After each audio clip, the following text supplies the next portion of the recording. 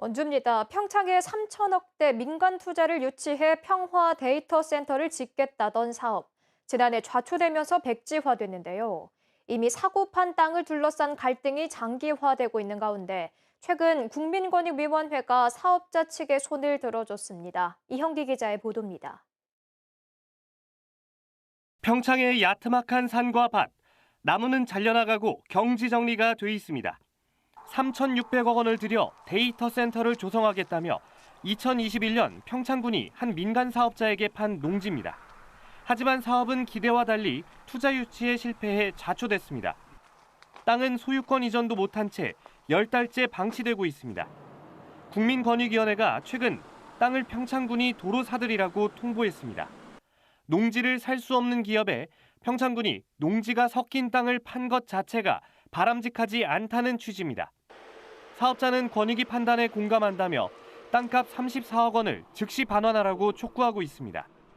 인허가 이런 부분은 땅만 사면은 바로 다 바꿔주겠다, 용도 변경해주겠다는 전제하에 땅을 산 겁니다. 근데 땅값을 지불하고 나니까 완전히 그냥 행동이 바뀌면서 사업 중단 원인이 사업자에 있다며 환매가 어렵다고 버텨왔던 평창군은 난감한 상황이 됐습니다. 자칫 사업이 어그러질 경우 지자체가 환불을 해줘야 된다는 선례를 좀 남길 수 있는 우려가 좀 있다고 보이는데 신중하게 검토하고 있습니다. 장밋빛 전망을 했던 사업을 시작도 못하고 접은 것도 모자라 공유재산 매각 과정에서도 행정력 부족이 드러났다는 비판이 나옵니다.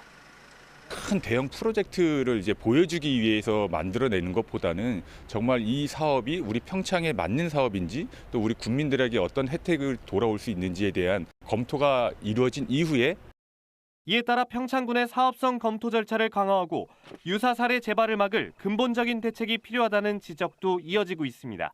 KBS 뉴스 이현기입니다. 원주시와 CJ 프레시웨이가 오늘 원주시청에서 중소기업 판로 개척 파트너십 업무 협약을 체결했습니다. 이에 따라 CJ 프레시웨이는 회사가 소유하고 있는 다양한 식자재 유통망을 통해 지역 중소기업 제품과 농특산품의 판매, 유통을 돕게 됩니다. 원주시는 이번 협약을 통해 지역 중소기업 제품의 판로가 국내뿐만 아니라 해외까지 확대될 것으로 기대하고 있습니다. 영월군이 운영이 중단된 상동읍 순마을시설 숲피움의 활성화를 위한 전문가 아이디어를 공모합니다.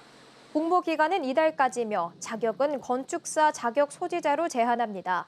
제안서에는 배치도와 조감도를 포함한 건축 도면과 사업 타당성 분석 검토서 등이 들어가야 합니다. 숲피움은 숯 생산 시설과 체육센터, 숙박시설 등을 갖춘 관광시설입니다.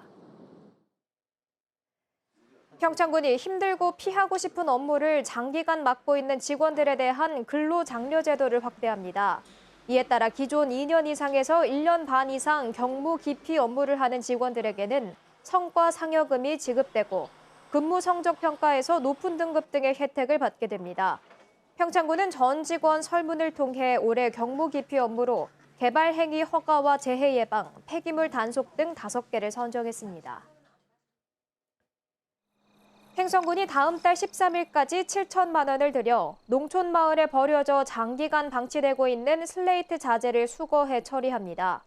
행성군은 올해 9월까지 방치된 슬레이트 5천여 장을 수거했습니다.